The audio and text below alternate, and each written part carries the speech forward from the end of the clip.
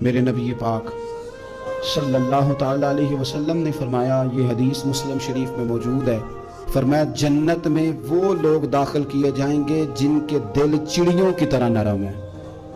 نرم دل کے لوگ، معاف کر دینے والے، جلدی مان جانے والے۔ ایک صاحب تھے، اپنے بھائی سے ناراض ہو گئے اور انہوں نے رشتے سے انکار کر دیا۔ پہلے ان کے بیٹے کی وہیں پہ نسبت تھی، انکار کر دیا۔ تو کئی لوگوں نے ان سے کہا، میں نے بھی کہا، تو وہ کہنے لگے پیر صاحب عزت بڑی کرتا ہوں آپ کی، لیکن میں مرد ہوں، ایک دفعہ نہ کر دوں تو پھر ہاں نہیں کیا کرتا۔ تو میں نے اس صاحب سے کہا، میں نے کہا یوں نہ کر، اگر صبح قیامت تیرے بارے میں کوئی سخت فیصلہ آ جائے اور رب کو منانا ہو کسی مقام پر تو کیا کہے گا؟ بہانے بنا بنا کے ہم سخت ہو گئے، دل اتنے سخت پتھر کر لیے، میں فلاں ہوتا ہوں جی، میں نہیں دوبارہ کسی کی سنتا۔ اور خدا کے بندو، میرے نبی پاک علیہ السلام نے فرمایا، مومن تو اس طرح ہوتا ہے جس طرح اونٹ کے ناک میں نکیل ہوتی ہے، بٹھا دو تو بیٹھ گیا، اٹھ جاؤ تو اٹھ گیا۔ اور حضور نے فرمایا وہ لوگ جو بہت بد اخلاق ہیں، جھگڑالو ہیں، فسادی ہیں، سخت دل ہیں، وہ لوگ جنت میں نہیں جائیں گے۔ جو جھگڑے کرتے پھرتے ہیں، جھگڑالو لوگ ہیں۔ عزیز دوستو، اپنی زندگی کے اندر طبیعت میں نرمی، اگر طبیعت نرم ہو گئی نا جی، مزاج میں نرمی آ گئی، تو پھر آپ محسوس کریں گے کہ آپ معاف کرتے بھی جلدی ہیں اور معافی دیتے بھی جلدی ہیں۔ پھر آپ کے تعلقات بچیں گے، آپ کی نسبتیں بچیں گی، آپ کے بہت سارے رشتوں میں قربت آئے گی، ٹوٹیں گے نہیں۔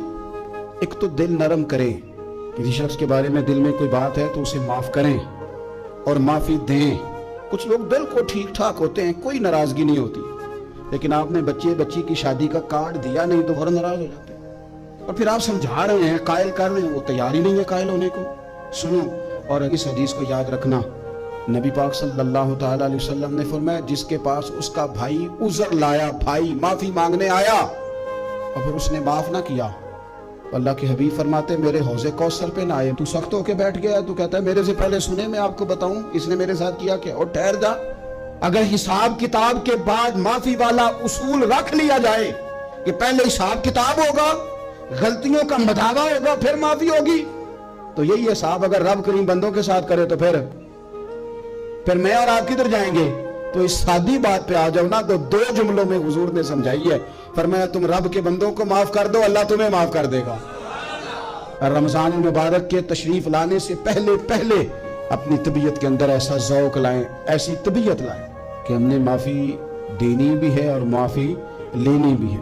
بعض اوقات ہم رسم ادا کرتے ہیں شب برات سے پہلے، یہ سوشل میڈیا پہ چل گیا، فلانے کو فلان کہہ دیا، اگر کوئی کبھی ہوئی نا تو معاف، ایسے تو نہیں نا معافیاں ہوتی۔ ہمیں پتہ ہوتا ہے ہم سے کون ناراض ہے، ہمیں خبر ہوتی ہے ہم نے کس کو تکلیف دی، ہمیں پتہ ہوتا ہے کس نے ہمارے لہجوں سے پریشانی پائی ہے، کون ہے جو ہماری وجہ سے اذیت کا شکار ہے، تو اس سے جا کے معافی مانگے، تو یہ چیزیں معافی کا سبب بن جائیں گی۔